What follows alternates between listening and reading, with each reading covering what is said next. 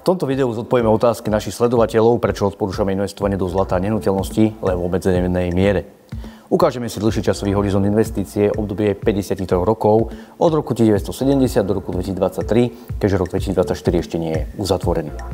Preniesieme sa najskôr do minulosti, a to do roku 1970, čiže rok predtým, ako bol americkým prezidentom Richardom Nixonom zrušený zlatý štandard, kedy boli peniaze kryté zlatom. Ak by ste dostali v tom čase $100 od svojho strýka zo západu a rozhodli sa ich investovať do zlata, mali by ste v roku 2023 $5554. Áno, čítate správne. Zlato je považované za bezpečný prístav a je to zabezpečenie proti inflácii, čiže lepšie ako mať väčšiu hotovosť na účte.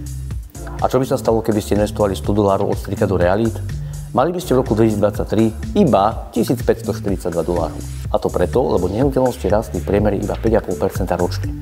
Dokonca, keby ste investovali do štátnych dlhopisov s dlhšou splatnosťou rovnakú sumu, mali by ste na konci viacej ako pri investovaní do realít.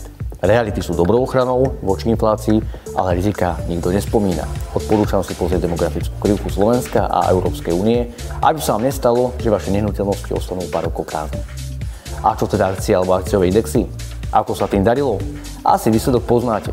$100 v 1970 bolo v roku 2023 $22 419, najznámejšou indexe S&P 500.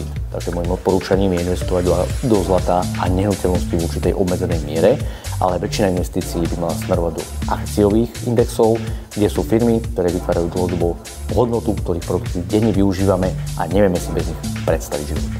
Ďakujeme za sledovanie, like a odber a nezabúdajte, peniaze sú